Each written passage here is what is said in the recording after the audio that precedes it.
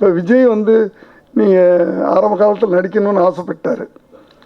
ஆசைப்பட்டவொன்னே நான் சொல்லுவேன், இப்போ ஆசைப்பட்டவன்ட்ட பத்தாது, தயார்படுத்திக்கணும். நீ காலையில் 4:30 மணிக்கெலாம் எழுப்பி ஜாகுவார் தங்கம் மாஸ்டர் அவர் வந்துடுவார். நாங்கள் 3 பேர் பீச்சுக்கு போவோம். ஆர்ட்ஸில் வரணும். தங்கம் சொல்லுவார், ஜாகுவார் தங்கம் ஆர்ட்ஸில் வந்துட்டு அப்படியே ஆர்ட்ஸ் மேலே ஏறி நின்றுட்டு தண்ணியில் குதிக்க சொல்லுவார். அவன் குதிச்சிருவார், விஜயும் குதிச்சிருவார். இது ஒரு ஆக்ஷன். ஒரு நடிகனுக்கு தமிழ்நாட்டில் ஒரு பெரிய ஒரு நடிகனாக வரணும்னா முதல் குவாலிஃபிகேஷன் ஆக்ஷன் வேணும். அடுத்தது குழந்தைகள்லாம் விரும்பணும்னா டான்ஸ் பண்ணணும். இது 2 மட்டும் முதல்ல பண்ணிவிட்டு அப்புறம் கொஞ்சம் கொஞ்சமாக நல்ல நல்ல இயக்குநர்கள் வந்து நடிப்பு சொல்லி கொடுத்துருவாங்க.